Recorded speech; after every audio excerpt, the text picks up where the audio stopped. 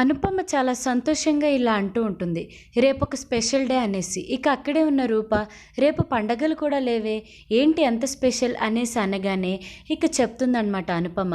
రేపు అరవింద్ అలానే మాలిని మొదటి పెళ్లి రోజు మనం ఘనంగా వేడుకగా చేయాలి అనేసి అందరూ కూడా చాలా సంతోషపడుతూ ఉంటారు. అరవింద్ అయితే వాళ్ళక్క రూప దగ్గరికి వచ్చి ఇలా బాధపడుతూ ఉంటాడు.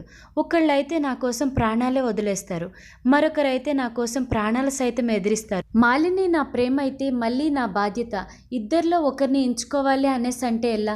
ఇద్దరూ కూడా నాకు రెండు కళ్ళు, నేనెవ్వరిని వదులుకోలేను, అసలు నేనేం చేయాలి అనేసి అరవింద్ రూప దగ్గర చాలా బాగా బాధపడుతూ ఉంటాడు. ఇక రూప అరవింద్ బాధ చూడలేక ఇలా అంటూ ఉంటుంది. అరవింద్, నువ్వు బాధపడకు, కొన్ని సమస్యలకి కాలమే పరిష్కారం చెప్తుంది, కొన్ని ప్రశ్నలకి సమాధానాలు మన దగ్గర ఉండవు, బాధపడకు అరవింద్ అనేసి రూప ధైర్యం చెప్తూ ఉంటుంది.